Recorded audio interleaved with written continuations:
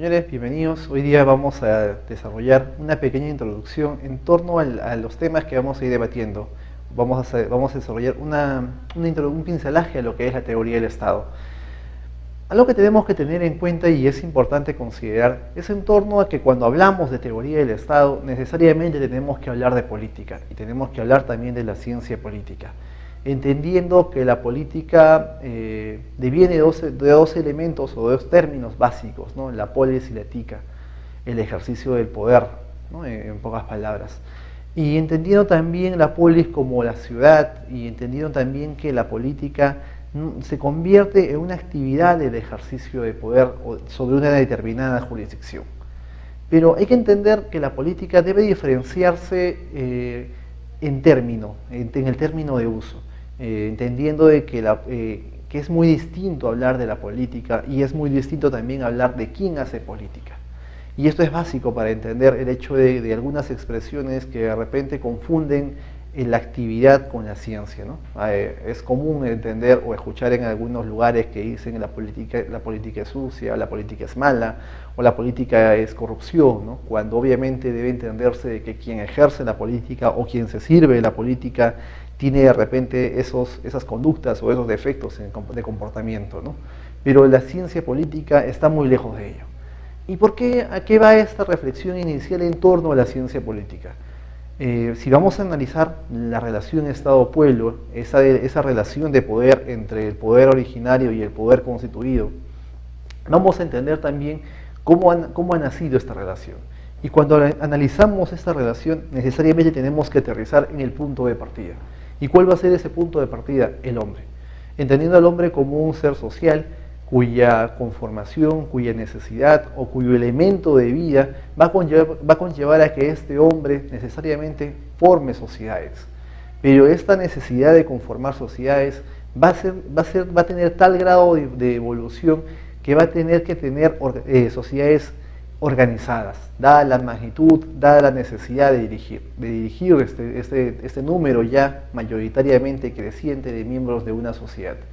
Lo interesante al momento de estudiar la evolución de las sociedades, al momento de analizar cómo las sociedades han ido increciendo de menor a mayor, como dicen la doctrina italiana, es en torno a que cómo cada vez el hombre se ha ido ordenando en el comportamiento de convivencia social.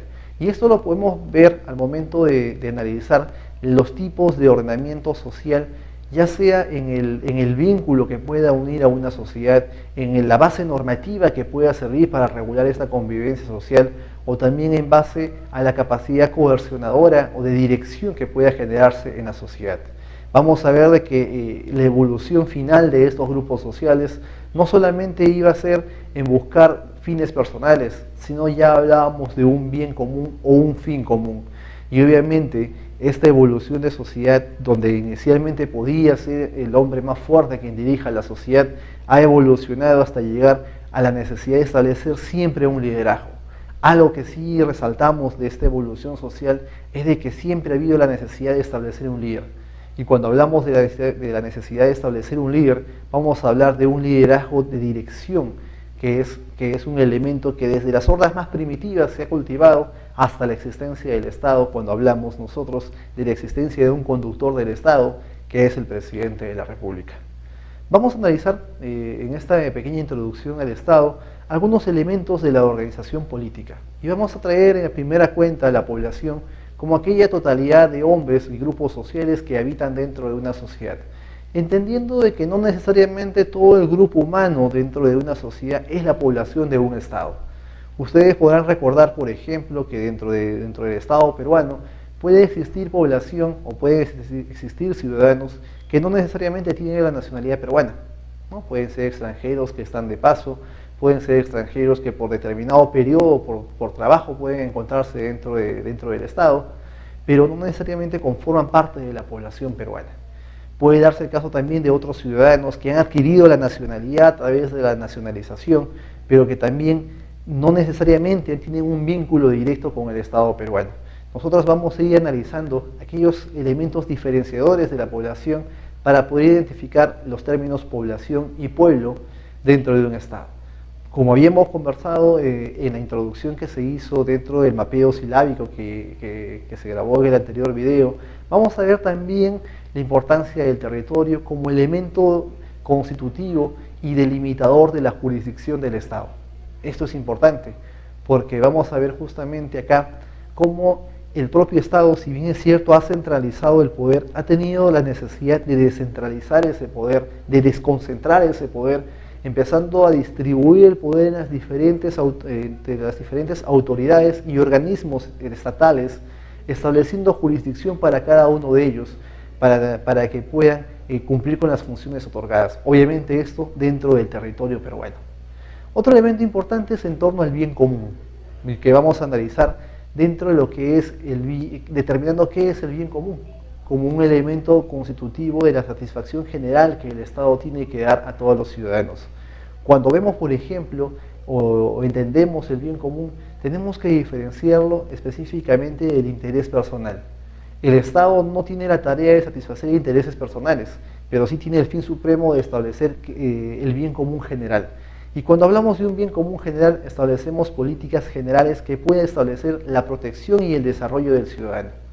Pero no debemos dejar en cuenta, o no debemos dejar de tener en cuenta, que el principio del bien común como elemento fundamental del Estado ya ha pasado a tener una evolución cuando hablamos ya de la procura existencial, entendiendo la procura existencial como un elemento también de importancia, de importante cumplimiento del Estado frente a su población, cuando el Estado no solamente se encarga de buscar el bien común para los ciudadanos, sino también de establecer aquellos elementos que puedan servir como elementos de desarrollo de la población, vale decir, la tecnología, por ejemplo, el manejo económico del Estado, que no solamente cubra servicios de educación, salud, trabajo frente al ciudadano, sino también de brindarles aquellos elementos distintos para que el ciudadano pueda desarrollarse y para que el Estado o la nación pueda evolucionar y pueda alcanzar un mayor progreso. El poder político dentro de esta organización política del Estado es importante.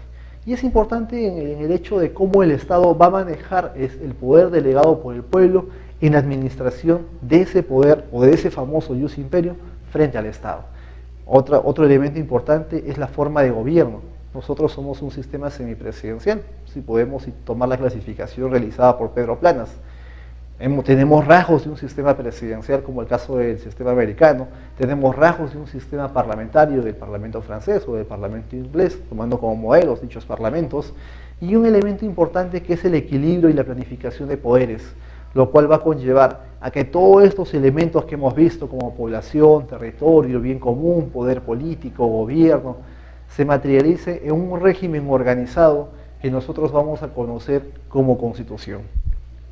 Por otra parte, y haciendo un poco de recuento a lo que es la evolución de la sociedad, vamos a ver, por ejemplo, este cuadro que es interesante en torno a lo que es cómo el hombre ha ido evolucionando, ya sea no solamente en grupos, sino también en los tipos de órdenes sociales, para llegar a una nación. Inicialmente veremos, por ejemplo, las hordas como un grupo pequeño, reducido de ciudadanos, con un vínculo de promiscuidad que los unía, con un sentimiento estrictamente sexual de unión, pero sin ningún vínculo especial o determinante socialmente que les sirva como un elemento de solidez dentro de un grupo constitutivo de sociedad, donde la ley era ejercida por el más fuerte y no necesariamente sobre una base de derecho como la conocemos. Una segunda evolución va a ser los clanes, donde ya hablamos de un grupo un poco más organizado, donde existe la figura del tótem, por ejemplo, como un elemento o una guía o un elemento de unión a este grupo de personas, donde ya este vínculo de personas va a ser no solamente por un elemento de organización, sino también por un elemento familiar, por el enraizamiento existente entre este grupo de personas, y donde obviamente quien va a ser el dirigente o quien va a encargarse o va a tener la tarea de dirigir va a ser un sacerdote. Luego vemos, por ejemplo, en esta evolución las tribus, donde ya vemos un elemento sanguíneo de unificación dentro de este grupo humano, donde ya vemos que existe un orden social como es la costumbre, la tradición y la costumbre para regular las conductas de convivencia entre estas personas, y donde el ejercicio del poder lo va a realizar un jefe de tribu, ¿no? Posterior a ello, vamos a ver los consejos de tribus, grupos mucho más grandes, mucho más ordenados, donde ya tenemos un elemento territorial como elemento común, donde vemos, por ejemplo, la costumbre más arraigada y sobre todo costumbres más organizadas, que va a servir como elemento de normatividad para la organización y distribución de estos grupos sociales, donde vamos a ver que el ejercicio del poder es realizado por un consejo de ancianos. Obviamente que esto es una clasificación de menor a menor, pero tomando rasgos importantes, y eso nos lleva a entender cómo ha ido evolucionando la sociedad hasta llegar a un elemento nación como lo conocemos. Nosotros, como parte de una nación, vamos a encontrar que va a existir esos vínculos de tierra, sangre, costumbre, educación, tradiciones que van a aferrar la unión de la población en sí, donde vemos que nuestra base normativa se centra en la Constitución como elemento constitutivo y elemento fundamental del marco normativo jurídico del Estado, y donde vemos obviamente que el ejercicio de poder democrático, por cierto, es ejercido por una sola persona, que es el presidente de la República. Como vemos en el cuadro, dentro del orden de evolución, vamos a ver este fenómeno interesante de cómo el hombre ha evolucionado no solamente dentro de sus capacidades psicológicas, organizativas, cognitivas, sino también dentro de la capacidad política y de administración para llegar desde una horda hasta una nación. Obviamente un proceso que va a devenir miles y miles de años. Otro elemento importante, y esto sí es necesario para poder entender la famosa teoría del Estado, es entender el contrato social de Rousseau. Y nosotros vamos a ver en esta relación Estado-pueblo, como lo vemos en pantalla, que el pueblo va a ser quien va a ceder parte de su poder al Estado. El contrato social de Rousseau señala que el pueblo delega parte de poder al Estado para que el Estado, en ejercicio de las facultades cedidas por el pueblo, pueda gobernar. En esta relación vamos a ver que se desprenden dos principios básicos. Por un lado se va a presentar el principio del jus imperio, o la capacidad coercitiva que tiene el Estado para poder coordinar, dirigir la convivencia de la población, para establecer ese mandato de coercitividad frente al orden que impone el Estado frente a la sociedad. Y por otra parte vamos a ver un segundo principio de esta relación, el principio de subordinación, pero no entendiendo el principio de subordinación como aquel elemento que conlleva a que se doblegue la voluntad de la población frente al Estado, sino entendiendo el principio de subordinación en el hecho de que la sociedad tiene que entender el jus imperio del Estado, aceptando este jus imperio, siempre y cuando cuente con legitimidad y legalidad, como parte constitutiva de esta relación Estado-pueblo. Al momento de que el pueblo cede facultades al Estado, está convirtiéndose en copartícipe de esta relación y obviamente también copartícipe en las obligaciones y en las responsabilidades que genera esta obligación. Por otra parte, producto de esta relación Estado-pueblo, va a ser necesariamente la búsqueda del bien común. Si el pueblo cede parte de su libertad al Estado para que el Estado pueda ejercer ese jus imperio, el producto de este acuerdo, de este matrimonio entre ambas partes, va a ser la búsqueda del bien común, entendiendo obviamente, como señalábamos anteriormente, la satisfacción de las necesidades de la sociedad, como también la satisfacción o la búsqueda de esa procura existencial para el propio desarrollo de la sociedad. Obviamente que este ejercicio de poder por parte del Estado frente al pueblo no puede dejar de lado aquellos elementos básicos y constitutivos de la persona humana, como son la libertad, la vida y la igualdad, que son aquellos límites principales que debe respetar el Estado dentro del ejercicio del jus imperio, como también elementos de protección que debe tener la ciudadanía frente al ejercicio de sus libertades en caso de establecer un vínculo directo con el Estado. Un punto también importante que vamos a analizar es en torno a la trilogía de poder. Hace un momento hablábamos del ejercicio de poder del Estado frente a la ciudadanía, y esta relación la vamos a materializar en tres principios: orden, poder y libertad. La relación Estado-pueblo se basa en estos tres principios: orden, poder y libertad. Podemos señalar, por ejemplo, o podemos plantear una pregunta, en el caso de que el Estado, en búsqueda del orden, puede reducir o puede restringir la libertad de la sociedad. ¿Qué dicen ustedes? ¿El Estado, en búsqueda del orden, puede restringir la libertad de la ciudadanía? Podemos complementar a ello, puede restringir la libertad de la ciudadanía utilizando la fuerza. Y vamos a ver algunos casos, por ejemplo, en los cuales la ciudadanía haga un mal ejercicio de las libertades o haga un abuso de las libertades que conlleve a romper esta relación Estado-pueblo, lo cual obligue al propio Estado a utilizar el jus imperio, la capacidad coercitiva, y obviamente a través de la fuerza, para poder buscar restringir esas libertades, buscando preeminentemente la existencia del orden social. Por otra parte, vamos a ver también que el orden que impone el Estado tiene que darse a través del ejercicio del poder, el mismo que tiene que tener como base la obediencia de la ciudadanía. Esto en esencia bajo los principios de legalidad y representatividad que debe tener el poder. Y tenemos que tener presentes siempre esas dos condiciones cuando el Estado ejerza el jus imperio frente a la ciudadanía. Y en esta relación de poder y libertad siempre debe existir un consenso.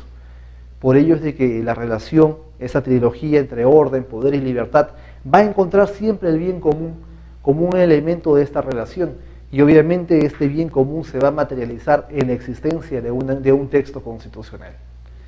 Nosotros debemos recordar que frente a la existencia del desconocimiento del poder o del desconocimiento de la Constitución o frente al abuso de poder, el pueblo tiene el derecho de insurgir. Acuérdense ustedes, señores, que la Constitución en el artículo 46 establece el derecho de insurgencia, ¿no? El desconocimiento a un poder cuando éste abusa de su propia naturaleza o desconoce el marco constitucional existente.